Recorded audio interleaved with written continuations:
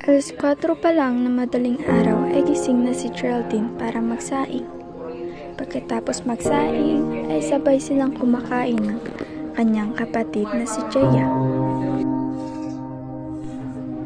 Si Geraldine ay pangalawa sa 3 magkakapatid. Pagkatapos nilang kumain ay dumidiretso sila sa ilog para maligo.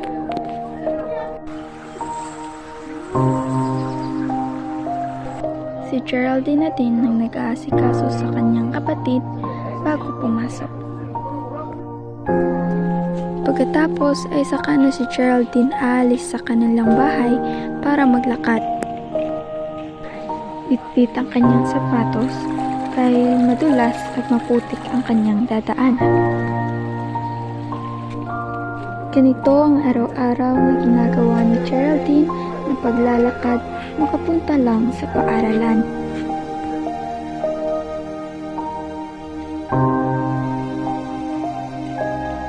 Saka na lang susuotin ni Geraldine ang kanyang sapatos sa taas kung saan naghihintay ang kanyang kuya para ihatid siya sa paaralan.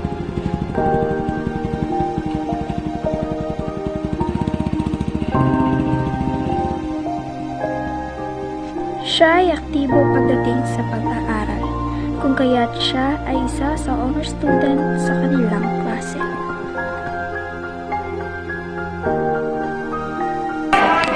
Okay, first and foremost, good afternoon. I am Geraldine Frutal, the advisor of Geraldine Bayo. Geraldine, exil sa klase, kabukod kay kabisa niya bata, at wala ka di ba na sa isaway sa iya. Mula na galing kisam, observe ko siya ito kaluyahon sa iya. But then, sa overall niya performances, ligahan, she is performing well with Jaya. Si Geraldine, mabuot ni bata.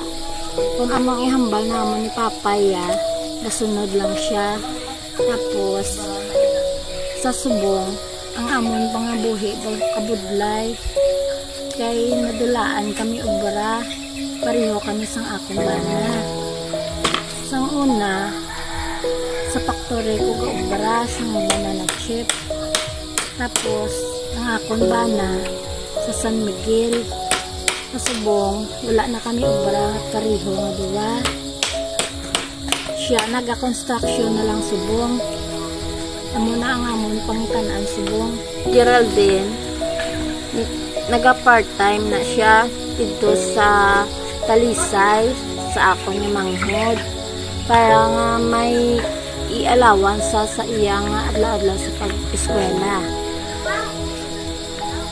Sa Papaya, hindi kami kahatagid sang iyang kada adlaw-adlaw yang balinan. Kay duwa pa na sila ang ga-eskwela sa akong kabataan. Si Geraldine ay isang working student kung saan sumasideline siya sa pagtulong sa pagbabantay ng tindahan ng kanyang tita.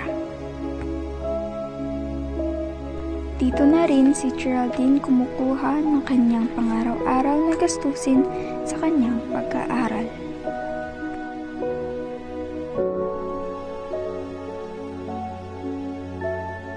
Bilang isang estudyante na nagtatrabaho tuwing weekend ay sobrang hirap dahil na rin sa time management kasi kahit na pagod galing sa trabaho ay kailangan pa rin gumawa ng mga gawain sa paralan.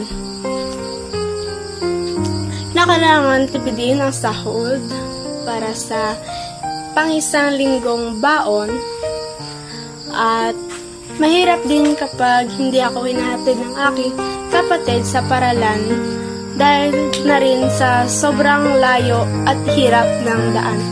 Pero kahit na ganon ay kinakaya pa rin para makapagtapos. Then, ang hambang ko lang sa imo, magtuon ka sang maayo. Kay naban-ano naman ang atong pagpangabuhi.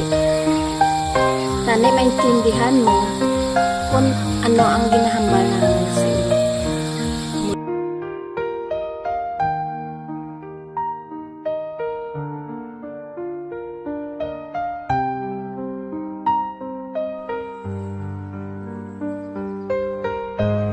Sa kabila ng mga pagsubok na pinagdaanan ni Geraldine ay hindi ito naging hadlang para makamit ang kanyang mga pangarap. Ito ang kwento ni Geraldine Bayot na nabuo ang kanyang pangarap sa Alangilan National High School.